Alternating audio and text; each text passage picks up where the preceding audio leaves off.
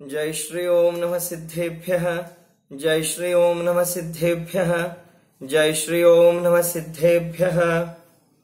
नमो अरहन्ताणम् नमो सिद्धाणम् नमो आयिरीयाणम् नमो उवज्झायाणम् नमो लोये सव्वसाहूणम्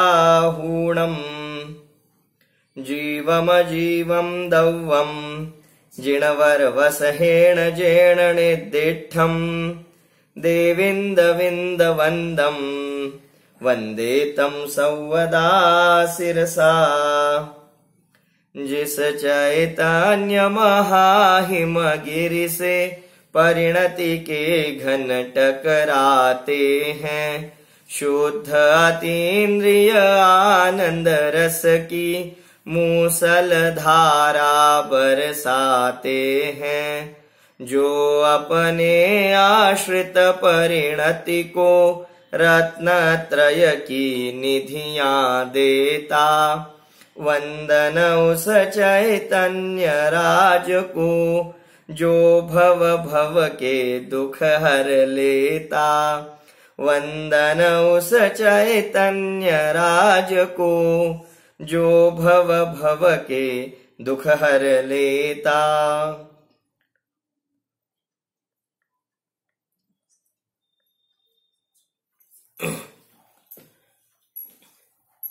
श्री बृहद्रव्य संग्रह या ग्रंथाच्या आधारे आपण स्वाध्याय करीत आहोत। आताच आपण म्हणालो की वंदन उस चैतन्य राज को, अशा चैतन्य राज रूपी निज चैतन्य तत्वाला नमस्कार असो की ज्याच्यामुळे जो आपल्या भवभवांतरीचं दुःख एका क्षणात नष्ट करू शकतो, असा आपला निज शुद्ध स्वभाव की ज्या शुद्ध आत्म्याच्या आराधनेद्वारे अनादिकालीन दुःखाचा अभाव करून जीव मोक्षमार्गी होतो आणि पुरुषार्थाद्वारे साक्षात मोक्ष तत्वाची प्राप्ती देखील करतो। असं हे निज आनंदमय तत्व कसं आहे याचा सुंदर वस्तुपाठ आपण काहीच वेळापूर्वी जी ध्यानसूत्र ऐकली त्याच्याद्वारे आपल्याला या शुद्ध स्वभावाचं खऱ्या अर्थानं परिज्ञान होतं, खऱ्या अर्थानं त्यांची ओळख होते। कसा आहे मी? चैतन्य स्वरूपो हो, चैतन्य स्वरूपोहम, चैतन्य रत्नाकर असं माझं स्वरूप आहे। निर्मळ आनंद रूप आहे, शुद्ध ज्ञान रूप आहे, निर्भय रूप आहे। अशा अनेक विशेषणांच्या माध्यमातून, अशा अनेक विशेषांच्या माध्यमातून त्या शुद्ध चैतन्य तत्वाची येथे ओळख करून दिली जाते। मग त्या ओळख झाल्यानंतर त्या विशेषांचा खऱ्या अर्थाने अंतर्मुख होऊन हा जीव विचारपूर्वक तत्वनिर्णय करतो आणि मग त्या तत्वनिर्णयाद्वारे सहजच त्याला त्या वस्तू स्वरूपाची मग्नता, निर्विकल्पता प्राप्त होते आणि मग सर्व प्रकारच्या कर्मपाशांचा सदा काळासाठी अभाव करून हा जीवात्मा स्वतःला सिद्ध दशेला प्राप्त करून देतो। तर असा हा महिमा या ध्यानसूत्रांचा आहे। खऱ्या अर्थानं ही ध्यानसूत्र खरं पाहायला गेलं तर आपल्या अंतरंगाकडे अंतर्मुख होण्यामध्ये निमित्त तर आहेतच, परंतु कदाचित पुरुषार्थाच्या अभावामुळे आम्हाला निर्विकल्पता काही काळ प्राप्त नाही होऊ शकली तरी सुद्धा आमच्या उपयोगाला योग्य दिशा देण्याचं काम बाकी या ध्यानसूत्रांच्या द्वारे निश्चितच होऊ शकतं। आणि त्यासाठी आवश्यकता आहे की या स्वाध्यायाद्वारे आपल्याला उपयोगाचा प्रयोग कसा करायचा हे ओळखण्याची। काही वेळापूर्वीच एक चर्चा सुरू होती, त्या एक प्रसंग घडला, त्याचा उल्लेख करून आपण आजच्या चर्चेला प्रारंभ करूया। थोड्याच वेळापूर्वी मी माझ्या वडिलांशी काही बोलत होतो आणि बोलता बोलता वडिलांनी कोणता तरी एक प्रसंग सांगितला। काय प्रसंग झाला तर फार थोड्या वर्षांपूर्वी जेव्हा हे सर्व आम्ही कुटुंबीय एकत्रित राहत होतो, अगदी खूप मोठं कुटुंब होतं, तर त्यावेळेला आमच्यामध्ये एक स्टूल होतं, एक शिडी समजा, एक स्टूल आणि एक शिडी होती। आणि तुमच्याही भूतकाळामध्ये असं कदाचित घडलं असेल, म्हणूनच मी आपल्याशी हा प्रसंग शेअर करतोय। तर असं एक स्टूल असतं बघा प्रत्येकाच्या घरामध्ये, की जे कधीतरी आपल्याला स्वच्छतेच्या वेळेला वगैरे उपयोगी पडतं. त्यावेळेला ते बाहेर काढलं जातं. खास करून पंखे पुसताना, वरचं छत लोटताना, स्वच्छता करताना ते लागतं. आणि मग सर्वच घरांमध्ये त्याची आवश्यकता असते, परंतु ते घराघरात सापडत नाही बरं का.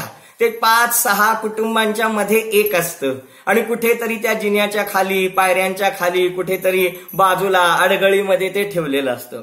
खेडोपाडी तर अशा प्रकारची शिडी किंवा अशा प्रकारचं उंच चढण्याचं स्टूल कुठेही अगदी घराच्या बाहेर, दरवाजामध्ये, ओसरीमध्ये, पडवीमध्ये कुठेही ठेवलेलं असतं. निश्चितच आपल्या जीवनामध्ये सुद्धा असा प्रसंग घडला असेल.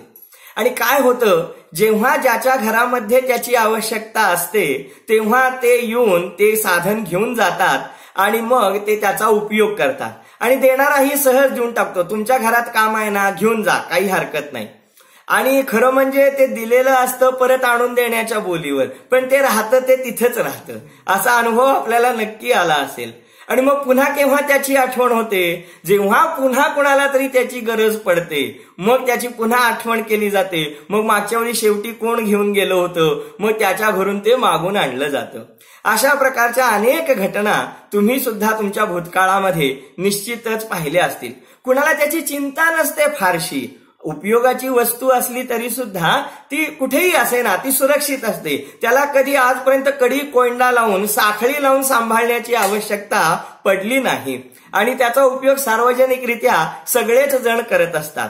पहा ना, तर यातून मला काय सांगायचं आहे, तर अशा प्रकारची एखादी वस्तू की जी सर्वजण वापरतात, यथायोग्य वेळी त्याचा उपयोग करतात. आणि असं एक स्टूल होतं आणि त्याची आठवण माझ्या वडिलांनी सहजरित्या काढली.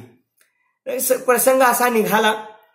आता मला सांगा, अशा प्रकारची एक साधीशी वस्तू ती सर्वांच्याकडे जी उपलब्ध असते आणि ती कुठेही पडून राहिलेली असते, आणि असंच ते स्टूल किंवा ती शिडी आमच्या घरामध्ये वापरत असताना समजा जर असं घडलं की विशिष्ट प्रकारे स्वच्छता करीत असताना त्याचा एक टवका उडाला.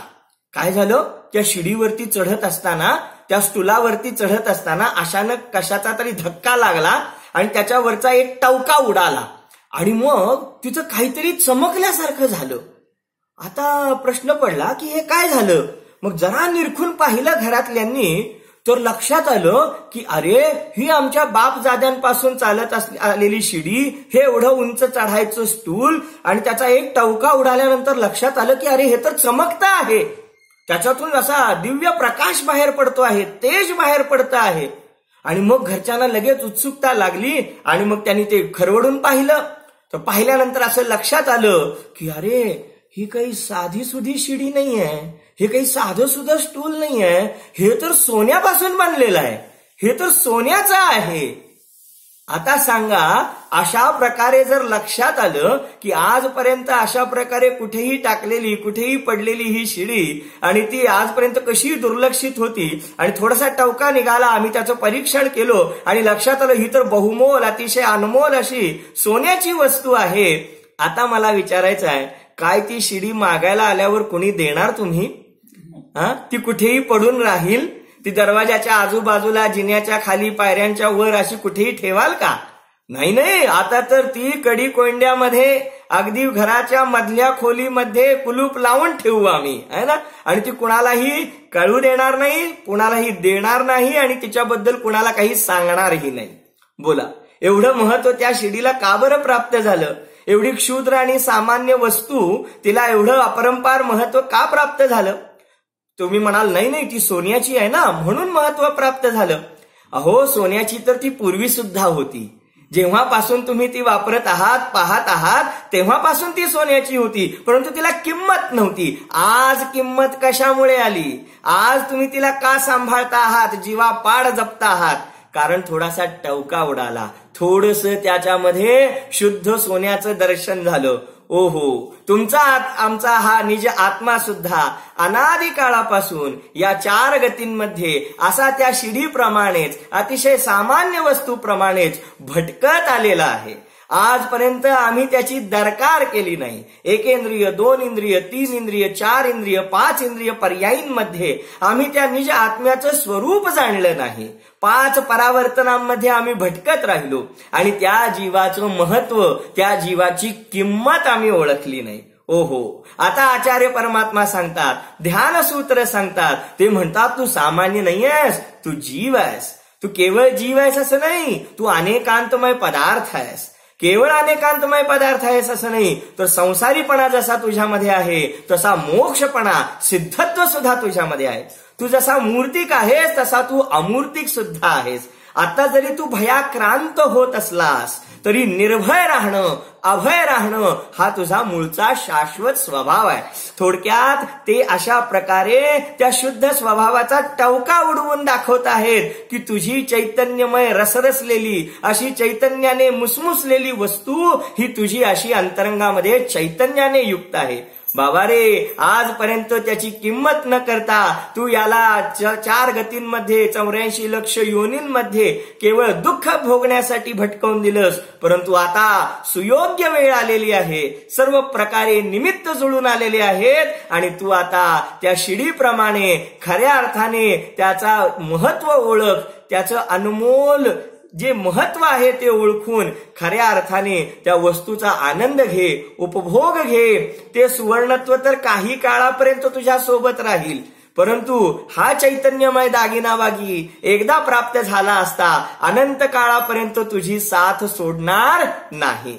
तर अशा प्रकारे आपल्याला दैनंदिन जीवनामध्ये सुद्धा अशा प्रकारे तत्वचिंतनासाठी विषय निश्चित मिळू शकतात आणि त्यासाठी आवश्यकता आहे ती खऱ्या अर्थाने स्वाध्यायाची. ही ध्यानसूत्र ऐकणं म्हणजे कोरा खेळ नाहीये, केवळ टाइमपास नाहीये. वास्तवामध्ये त्यांच्यामध्ये प्रचंड सूक्ष्मता आहे, प्रचंड खोली आहे, परंतु ती जोखण्यासाठी आवश्यकता आहे ती स्वाध्यायाद्वारे त्या विशेषांचं महत्व ओळखण्याची. आणि म्हणूनच आज आपण येथे ध्यानसूत्रांचा पाठ केलेला आहे. काय सांगतात आचार्य नेमिचंद्र सिद्धांती देव? ते म्हणतात की जीवात्मा हा अशा प्रकारे 9 विशेषणांनी युक्त आहे आणि त्या 9 विशेषणांच्या द्वारे ते आपल्याला या जीव द्रव्याची ओळख करून देतात. अनेक विशेषणांची आपण चर्चा यापूर्वी केलेली आहे, आता पुन्हा त्याची उजळणी करणं शक्य नाही. परंतु आज आपण ज्या कालच्या विशेषणाची चर्चा केली होती की हा आत्मा, हा जीवात्मा विश्वसोढगई म्हणजे विस्त्रसा ऊर्ध्वगती, स्वभावाने ऊर्ध्व गमन करणारा आहे. हा जीवाचा स्वभाव आहे. अग्नीची शिखा, अग्नीची ज्योत जशी स्वाभाविक रीतीने वर गमन करते, तुम्ही मेणबत्ती किंवा मशाल कितीही खाली करा, ज्योत खाली जाणार नाही, ती वरच जाणार. अगदी त्याचप्रमाणे हा जीवात्मा सुद्धा स्वभावाने विचार केला असता ऊर्ध्वगमन करणारा आहे.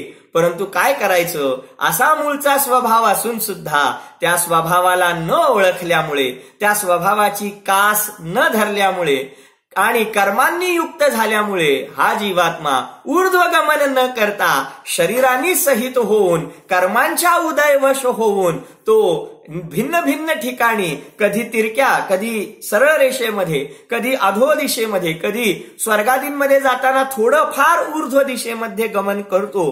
परंतु मूळचा स्वभाव जो सरळ सिद्धशिलेपर्यंत ऊर्ध्वगमन करणं, त्या स्वभावाला बाकी प्राप्त होत नाही. हा केवळ जीवाचा अपराध आहे, हे इथे आपण समजावून घेतले पाहिजे.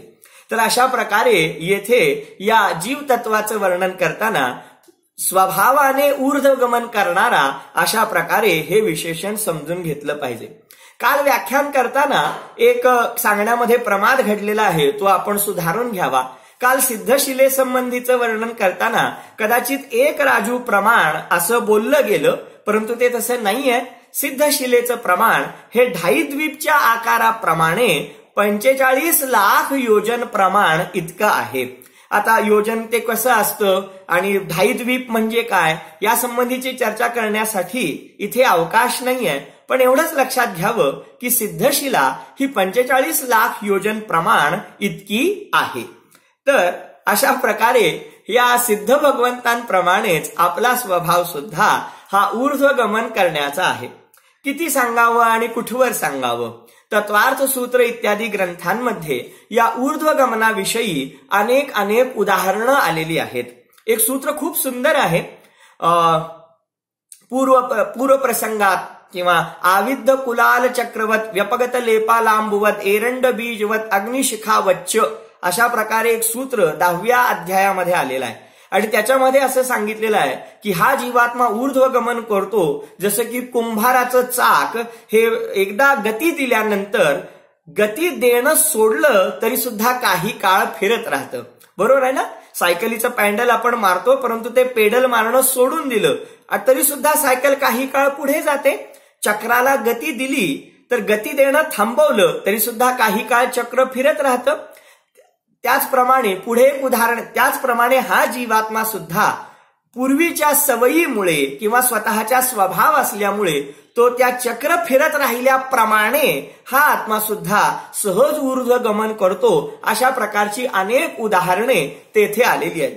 जसं तुंबी फळ असतं, तुंबी फळ, आणि ते पाण्यामध्ये टाकल्यानंतर ते सहज वर येतं आणि समजा त्याच्यावरती चिखलाचा लेप दिला तर मग ते चिखलाने लेप दिलेलं तुंबी फळ जे असतं ते चिखलाच्या त्या लेपामुळे बुडतं. परंतु लेप जर दूर झाला तर ते पुन्हा पाण्याच्या पृष्ठभागावरती येतं. तसा हा आत्मा सुद्धा कर्मांनी लिप्त आहे म्हणून तो संसारामध्ये रखडतो आहे. कर्मांचा लेप दूर झाला, मातीचा लेप दूर झाल्यानंतर ते तुंबीचं फळ जसं वर येतं, पाण्याच्या पृष्ठभागावरती येतं, तसा हा आत्मा कर्मांचा लेप दूर झाल्यानंतर सहजच ऊर्ध्वगमन करून सिद्धशिलेवरती विराजमान होतो. अशी उदाहरणे शास्त्रांमध्ये सांगितलेली आहेत. एरंड बीजवत, जेव्हा शेंग असते वेगवेगळ्या प्रकारची, तर त्या शेंग जेव्हा पिकते तेव्हा ती तडकते आणि तडकल्यानंतर त्याच्यामध्ये जी छोटी छोटी बीजे असतात ती शेंग तडकल्यामुळे पटकन फुटते ती शेंग आणि त्यातली बीजे अशी हवेमध्ये वरच्या बाजूला उडवली जातात. आचार्यांनी हे सुद्धा उदाहरण दिलेलं आहे की पहा, त्यामधली बीज जशी हवेमध्ये वरच्या दिशेने उडवली जातात त्याप्रमाणे हा जीवात्मा सुद्धा परिपक्व झाल्यानंतर, ती शेंग पिकल्यानंतर, येथे आत्मा परिपक्व झाल्यानंतर, पूर्ण विकसित झाल्यानंतर तो सुद्धा ऊर्ध्वगमन करतो. अशा प्रकारे वर्णन केलेलं आहे. अग्निशिखेचं उदाहरण दिलेलं आहे. अग्नीची ज्योत तर तुम्हाला आम्हाला सर्वांनाच परिचित आहे. मला यातून हे सांगायचं आहे, आचार्यांनी अगदी दैनंदिन जीवनातील उदाहरणे देऊन हा अतिशय क्लिष्ट विषय सोपा केलेला आहे. आणि आम्ही बांधव असे म्हणतो की शास्त्र फार अवघड असतात, फार कठीण असतात, ती आमच्यासारख्या लोकांना काय समजणार, अशा प्रकारे आपण कल्पना करतो.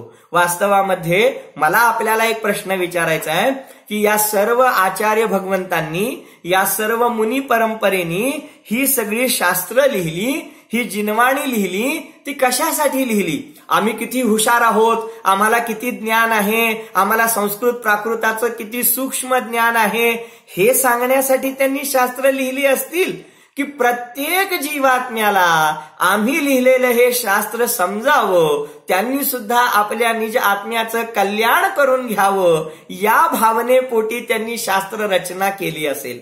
त्यांची भावना काय असेल?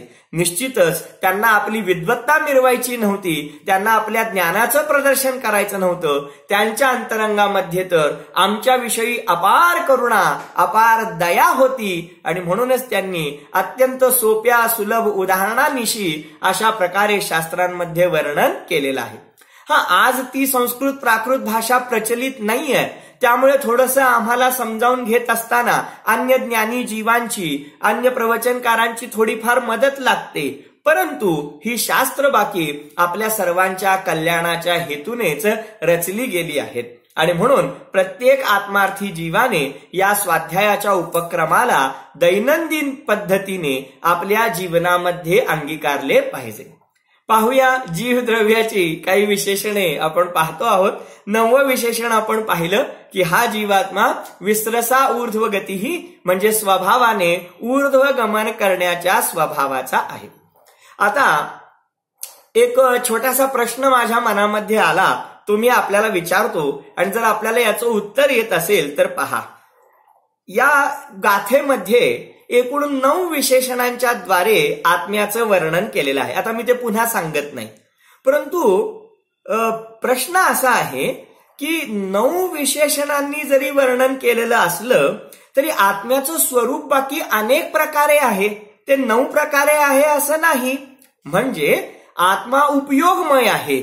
मग त्याच्यामध्ये सुद्धा 2 प्रकार केले होते. केवळ ज्ञान दर्शन उपयोगी आहे आणि इकडे अल्प ज्ञान दर्शन उपयोगी आहे, क्षायोपशमिक ज्ञान दर्शन उपयोगी आहे. जीव जगणारा आहे त्याच्यामध्ये पण 2 प्रकार केले होते. एक निश्चय प्राणांनी, चैतन्य प्राणांनी जगणारा आहे आणि इकडे श्वासोश्वास इत्यादी व्यवहार प्राणांनी जगणार आहे. पुढे पुढे तर विरुद्धच कथन केलं टीकेमध्ये. जीव मूर्तिक पण आहे, अमूर्तिक पण आहे. जीव काय करता पण आहे, अकर्ता पण आहे, भोगता पण आहे, अभोगता पण आहे. केलं होतं की नाही? सिद्ध पण आहे, संसारी पण आहे. मग जर जीवाचं स्वरूप अशा भिन्न भिन्न प्रकारे होत असेल तर मग नेमिचंद्र आचार्यांनी नेमका तोच विशेषणाचा भाग गाथेमध्ये का घेतला? प्रश्न पुन्हा एकदा सांगतो. जर जीव मूर्तिक पण आहे आणि अमूर्तिक पण आहे तर मग गाथेमध्ये जीव अमूर्तिक आहे असंच का म्हटलं? मूर्तिक आहे असं का सांगितलं नाही? जीव कर्ता आहे म्हणजे जीव करता आहे. टीकेमध्ये म्हणतात कर्ता पण आहे, अकर्ता पण आहे. मग गाथेमध्ये त्यांनी अकर्ता आहे असं का म्हटलं नाही, कर्ता आहे असं का म्हटलं?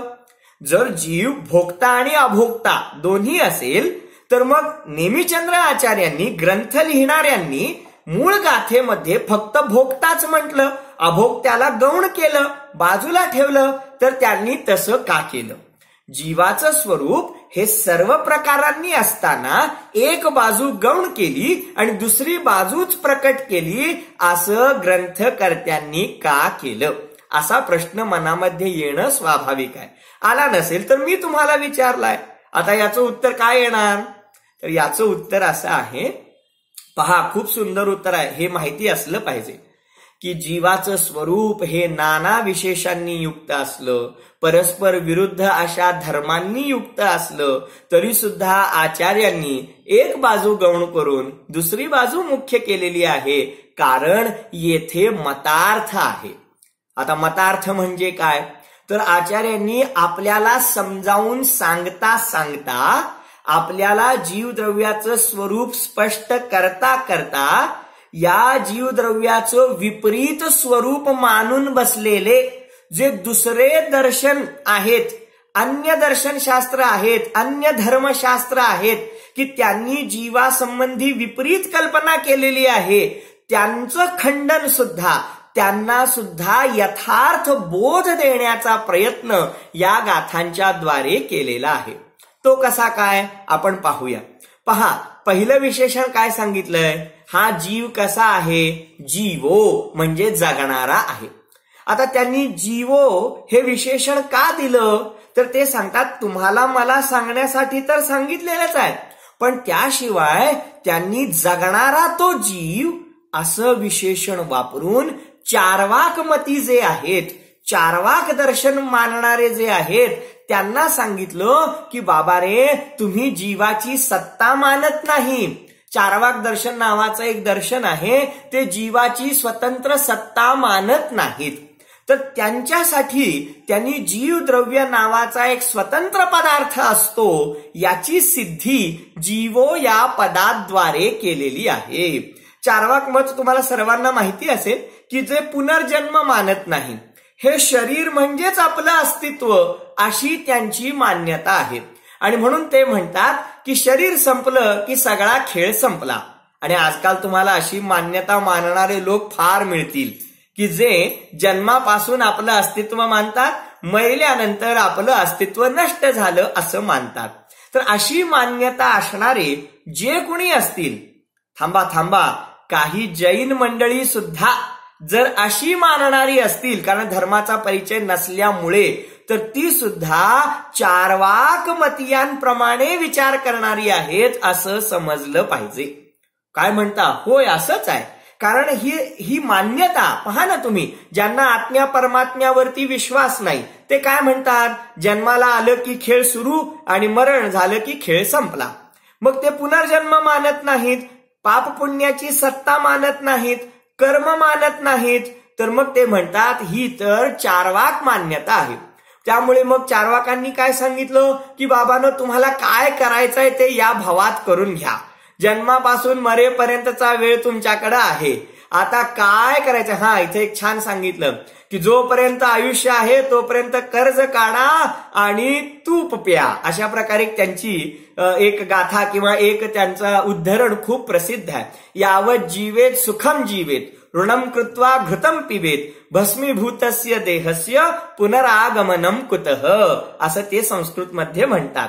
म्हणजेच काय की जोपर्यंत आयुष्य आहे तोपर्यंत खूप खा प्या, मजा करा, व्यसन करा, ज्यामध्ये तुम्हाला आनंद वाटतो ते सगळं करून घ्या. का?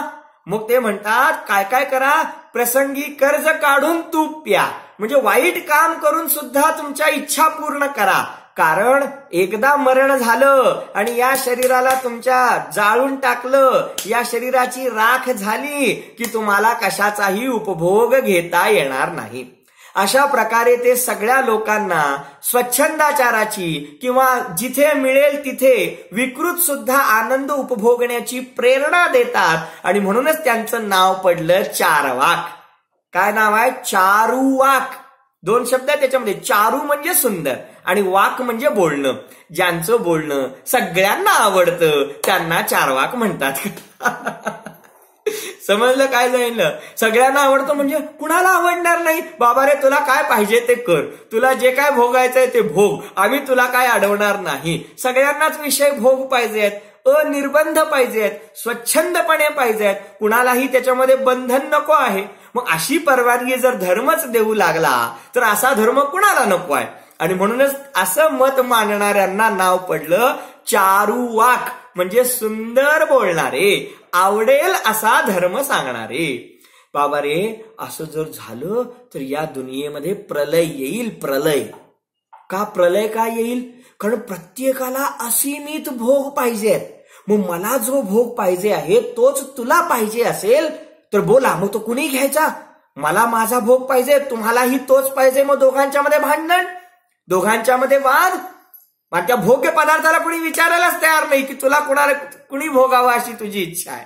बोला, किती कोलाहल माजेल, किती भयंकर परिस्थिती निर्माण होईल की सर्वांनी आपापल्या मनमर्जीप्रमाणे भोग भोगण्याचं जर ठरवलं तर या दुनियेमध्ये अक्षरशः प्रलय येऊन जाईल. म्हणून तर हे सामाजिक नियम आहेत, म्हणून तर हे कायदे कानून केलेले आहेत की कुठेतरी या जीवाच्या जीवनाला पायबंद बसावा, कुठेतरी याला नियम घालून दिलेले आहेत. ते एवढ्यासाठीच. तर खूप विस्तार झाला, हरकत नाही. आज संडे आहे ना, त्यामुळे हरकत नाही. तर पहिला आहे जीवाची सिद्धी का करवली? तर जीव हा शब्द चारवाक मती जे आहेत त्यांचं खंडन करण्यासाठी, जे जीवाची सत्ताच मानत नाहीत, जे जगणारा कुणीतरी असतो हेच मानत नाहीत, त्यांना सिद्धी करवण्यासाठी आणि तुम्हाला आम्हाला सुद्धा त्यातून मार्गदर्शन करण्यासाठी येथे जीवो हे पद दिलेलं आहे. पुढचं आहे उवो गमो. हा जीव उपयोगमय आहे. आता हे विशेषण कोणासाठी दिलं? तर त्यांनी हे विशेषण दिलेलं आहे नैयायिकांसाठी. चार्वाकांप्रमाणे अजून एक दर्शनशास्त्र आहे की ज्यांना नैयायिक म्हणतात. नैयायिक ही नावं आपण आता फार ऐकत नाही दैनंदिन जीवनामध्ये, परंतु षडदर्शन शास्त्रांमध्ये यांची सगळ्यांची नावं येतात. आता थोडक्यात सांगतो, मी काय फार विस्तार करत नाही, चार्वाकांचा खूप विस्तार झाला.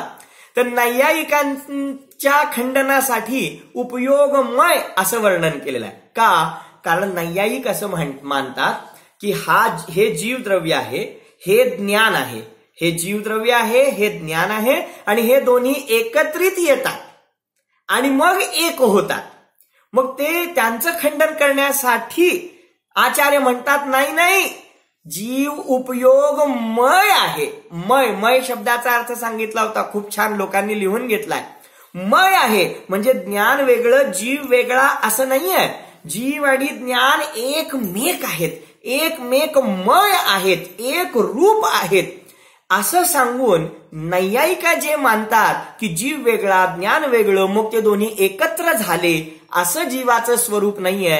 ज्ञान आणि जीव एकच आहेत हे सांगण्यासाठी त्यांनी उपयोगमय हा शब्द वापरला आणि त्याद्वारे त्यांनी नैयायिकांचं सुद्धा खंडन केलं.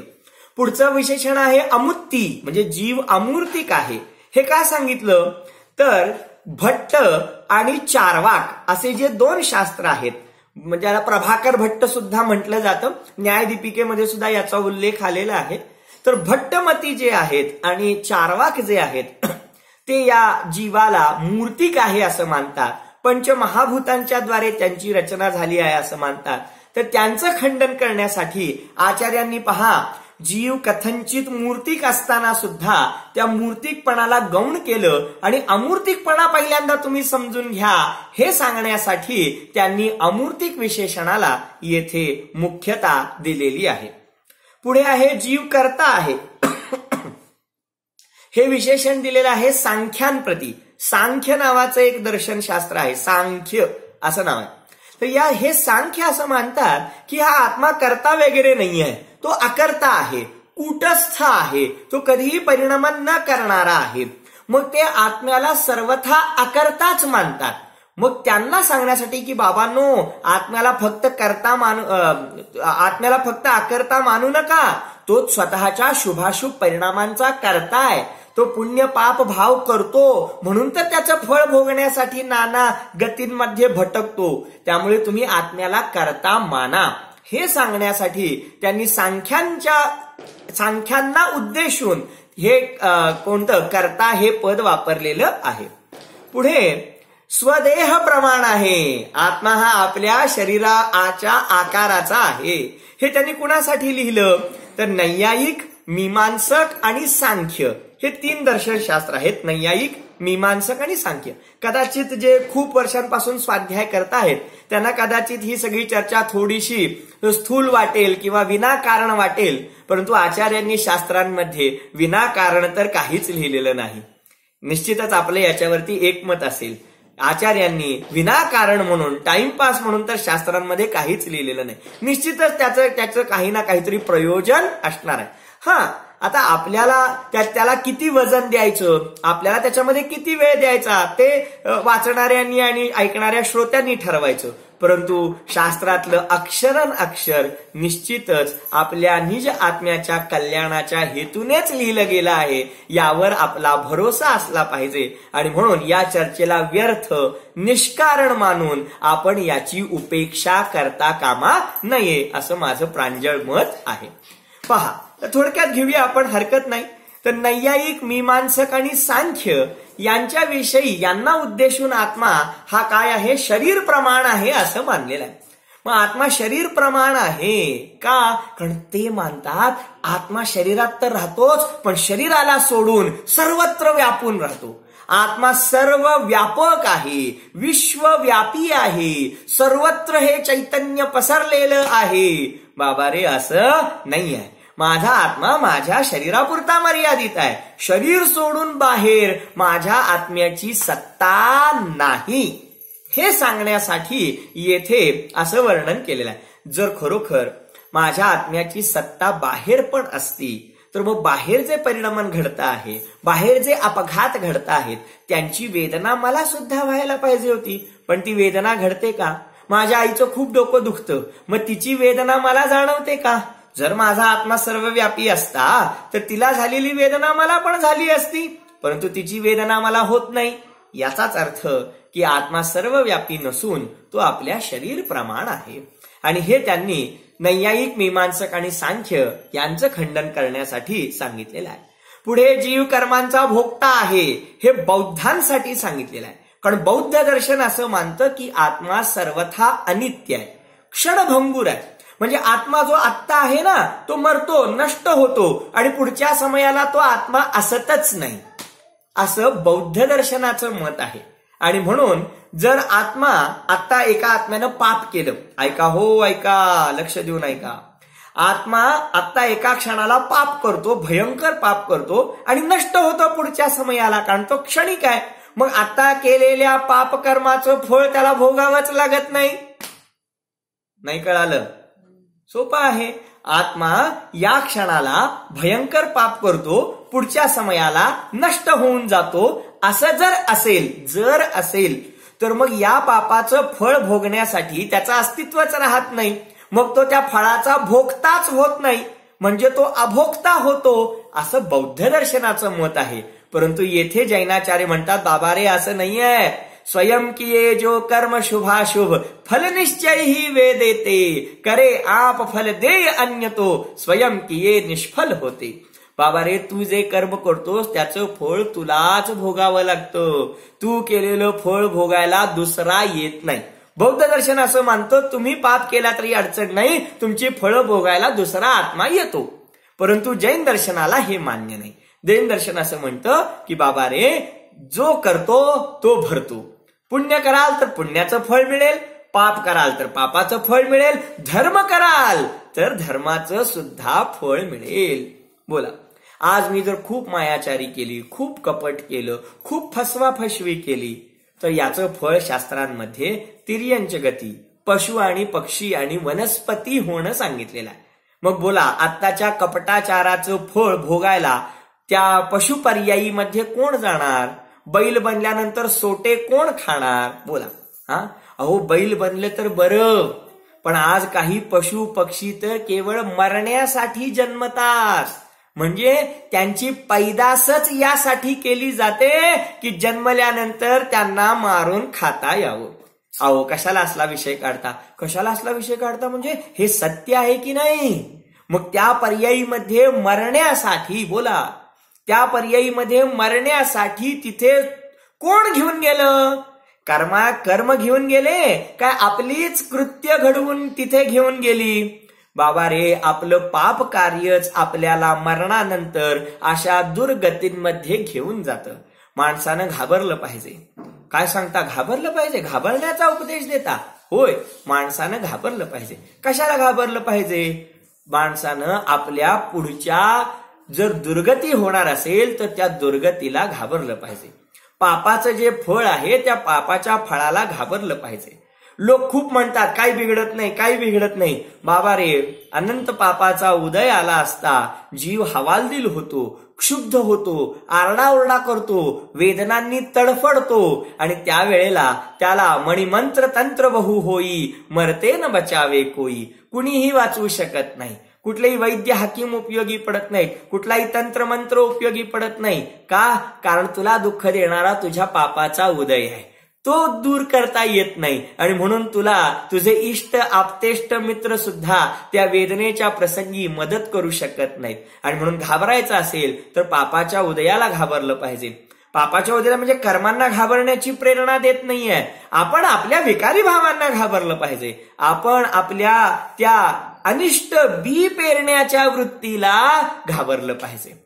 तर अशा प्रकारे भरपूर सांगता येईल. तर येथे या जीव हा कर्मांचा भोगणारा आहे, तो अभोक्ता आहे असं समजू नका. प्रत्येकाला आपापल्या केलेल्या कर्मांची फळं भोगावी लागतात, हे त्यांनी बौद्धांना उद्देशून याची स्थापना केलेली आहे. पुढे जीव संसारी आहे असं सदाशिव नावाचं एक मत आहे. सदाशिव, सदा म्हणजे नेहमी, शिव म्हणजे मंगल.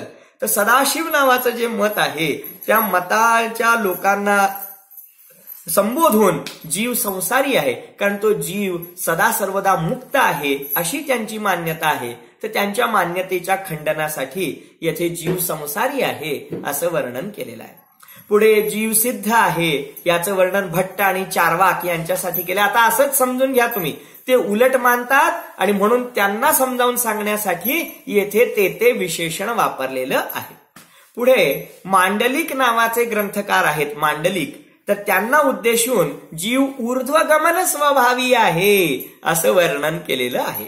जीवाचा स्वभाव ऊर्ध्वगमन करण्याचा आहे असं वर्णन त्यांच्यासाठी केलेलं आहे. तर अशा प्रकारे येथे मतार्थ जाणला पाहिजे. म्हणजे जेव्हा आचार्य तुमच्या माझ्यासारख्या भव्य जीवांना उपदेश देत असतात, तुम्हाला आम्हाला योग्य दिशा देण्याचं कार्य करत असतात, त्याच वेळेला ते अन्य मतीय लोकांना सुद्धा समजावून सांगण्याचा प्रयत्न करत असतात. अशा प्रकारे त्यांची वाणी दुधारी असते की जी आपल्यासारख्या जीवांच्या मधील जे अग्रहित मिथ्यात्व आहे तेही नष्ट करण्यासाठी प्रयत्न करतात, आणि जे गृहीत मिथ्या दृष्टी आहेत, परमतावलंबी आहेत, त्यांचा निषेध करण्यासाठी सुद्धा त्यांची ही वाणी प्रस्फुटित होत असते. तर अशा प्रकारे येथे अन्य मती जीवांना समजावून सांगण्यासाठी अनेक प्रकारे येथे वर्णन करण्यात आलेलं आहे. अशा प्रकारे आता पुढे एक ओळ आलेली आहे की आत्मा अनादी काळापासून बांधलेला आहे इत्यादी आगमार्थ तर प्रसिद्धच आहे. आणि आता याच्यामध्ये जे हा आगमार्थ झाला, म्हणजे येथे जे वर्णन केलेलं आहे ते नेमिचंद्र आचार्यांनी आपल्या मनाने लिहिलं, जसं त्यांना सुचलं तसं ते लिहित गेले, मनमानी लिहित गेले, की त्यांच्या पूर्वीच्या आचार्यांनी जसं सांगितलं होतं, गणधर भगवंतांनी जसं सांगितलं होतं, समोशरणामध्ये विद्यमान तीर्थंकर परमात्म्यांनी सांगितलं होतं तसंच सांगितलं त्यांनी. वास्तवामध्ये त्यांनी स्वतःच्या मनाचं काहीच सांगितलं नाही. तीर्थंकरांच्या परंपरेद्वारे, आचार्यांच्या परंपरेद्वारे ज्यांना ते ज्ञान प्राप्त झालं तेच त्यांनी आपल्या सर्वांना वाटण्याचा प्रयत्न केलेला आहे. तर अशा प्रकारे या सांगितलेल्या कथनाचा अन्य शास्त्रांशी जोडून पाहणे, अन्य शास्त्राच्या कथनांशी त्यांचा सुमेळ करणे यालाच आगमार्थ म्हणतात. पुढे येणार आपण त्याची चर्चा करूया की एकूण 5 अर्थ असतात. थोडक्यात सांगून आपण विषय पूर्ण करूया. एकूण 5 अर्थ असतात. पहा, दुसरीच गाथा सुरू आहे अजून. थोडस लोक म्हणतात की किती प्रवचन झाले, अजून दुसरीच गाथा सुरू आहे. एवढं मर्म या गाथांमध्ये भरलेलंच आहे, त्याला काय करायचं? तेवढा रसास्वाद घेतला पाहिजे की नाही? बोला. रसगुल्ला कसा खाता, गुलाबजामुन कसा खाता, लगेच तोंडात ठेवला की गपकन गिळला, असं करतो का आपण? नाही. जितका काळ त्याला जिभेवरती ठेवता येईल, जितका काळ त्याला तोंडामध्ये घोळवता येईल तेवढं घोळवून मग नाईलाजानं गिळायचं, होय की नाही? तर अगदी त्याप्रमाणे ही प्रत्येक गाथा, हे जिनवाणीचं प्रत्येक पद अक्षरशः असं अमृतानं लबालब भरलेलं आहे.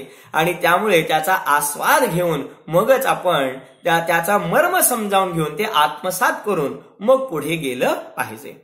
पहा, एकूण 5 अर्थ असतात: शब्दार्थ, नयार्थ, मतार्थ, आगमार्थ आणि भावार्थ. आता पाहूया, या थोडक्यात सांगतो. पहिल्या दिवशी आपण जेव्हा गाथा पाहिली होती तेव्हा त्याचा शब्दार्थ पाहिला होता. म्हणजे जीवो म्हणजे जगणारा, अमुत्ती म्हणजे अमूर्तिक, भोक्ता म्हणजे भोगता, असा आपण त्या शब्दाचा शब्दार्थ पाहिला होता. कारण शब्दार्थाशिवाय पुढे जाणं शक्यच नाही. शब्दार्थ तर मूळ आहे. तर अशा प्रकारे आपण प्रत्येक शब्दाचा सामान्य अर्थ, शब्दार्थ जाणून घेतला होता. त्याचंच नाव आहे पहिला शब्दार्थ. दुसरा आहे नयार्थ. आता नयार्थ कशाला म्हणतात? शब्दार्थ समजला तरी अर्थ कळाला नाही आपल्याला, म्हणून आचार्यांनी आपल्याला फोडून सांगितलं की नयाद्वारे सांगितलं. शुद्ध नयाने जीव असा आहे, अशुद्ध नयाने जीव असा आहे, व्यवहार नयाने जीव असा आहे, निश्चय नयाने जीव असा आहे, भूतार्थ नयाने जीव असा आहे, अभूतार्थ नयाने जीव असा आहे. आता केवळ मी नावं सांगतो आहे. हा ग्रंथ शिकता शिकता तर हे शब्द तुम्ही म्हणू लागाल आणि तुम्हाला त्याचा अर्थ सहजरित्या तुम्ही स्वतः या शब्दांचा प्रयोग करू शकाल अशी माझी खात्री आहे. तर पहिल्यांदा आपण शब्दार्थ पाहिला की शब्दांच्या द्वारे केलेला अर्थ, त्याचं नाव शब्दार्थ.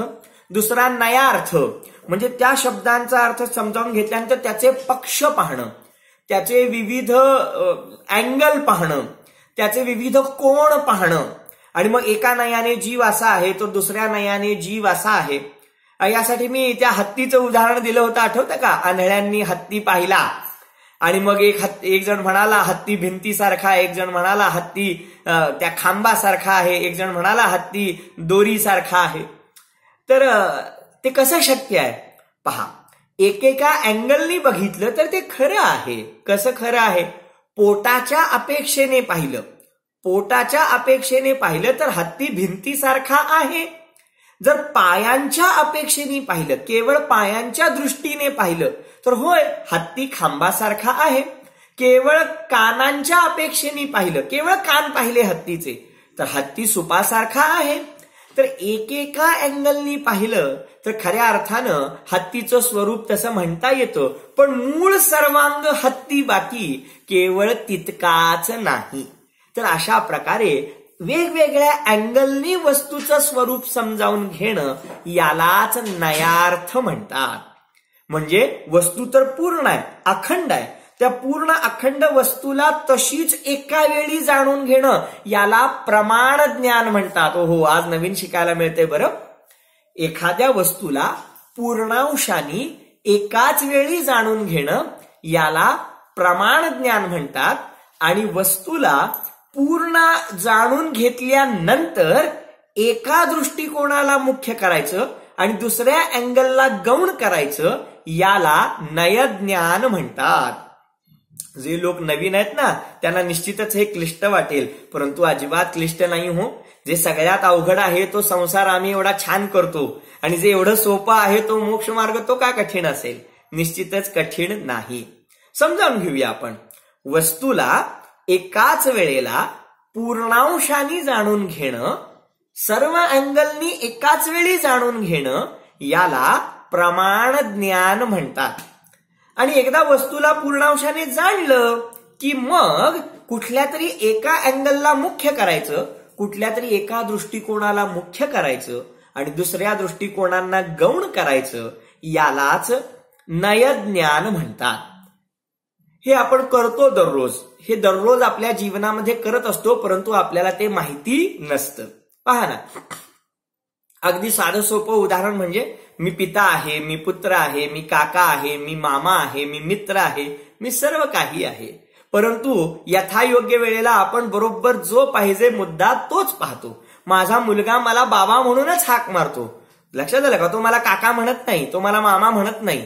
भलेही मी काका आहे, भलेही मी मामा आहे, परंतु तो माझ्या काकापणाला मामापणाला गौण करतो आणि केवळ बापपणाला मुख्य करतो आणि बाबा म्हणून हाक मारतो. असं प्रत्येक व्यक्ती, आपली पत्नी ही केवळ पत्नीच आहे का हो?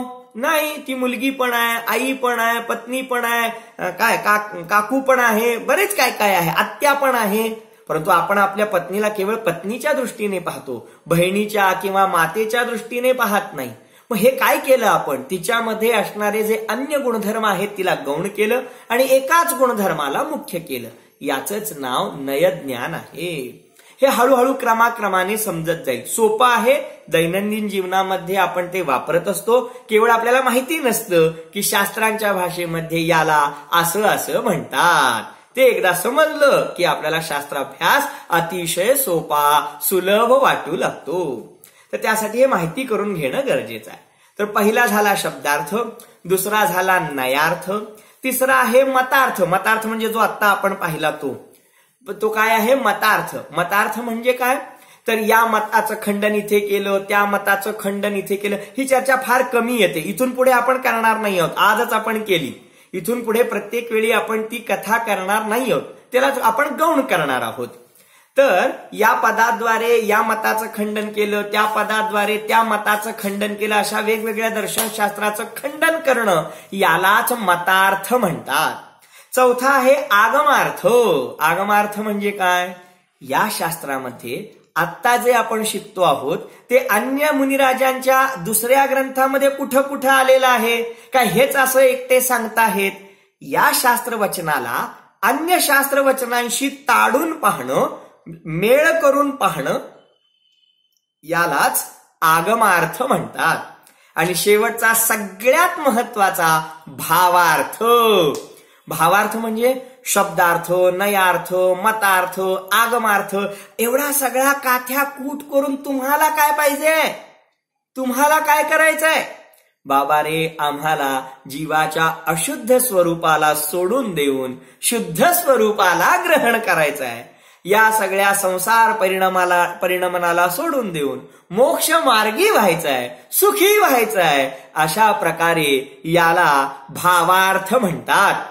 म्हणजे तत्वज्ञानाचा यथायोग्य उपयोग करून घेऊन आम्हाला नको असलेल्या गोष्टींना गौण करून हव्या असलेल्या दृष्टींना मुख्य करून निज आत्म्याचे कल्याण करून घेणे हाच या शास्त्र स्वाध्यायाचा खराखुरा भावार्थ आहे.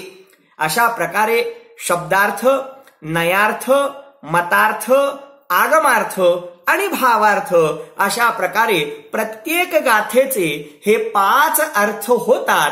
परंतु प्रत्येक गाथेच्या चर्चेवेळी या 5 अर्थांची चर्चा केली जात नाही. कधी शब्दार्थ मुख्य असतो, कधी नयार्थ मुख्य असतो, कधी आगमार्थ मुख्य असतो, कधी मतार्थ मुख्य असतो, तर कधी भावार्थ मुख्य असतो.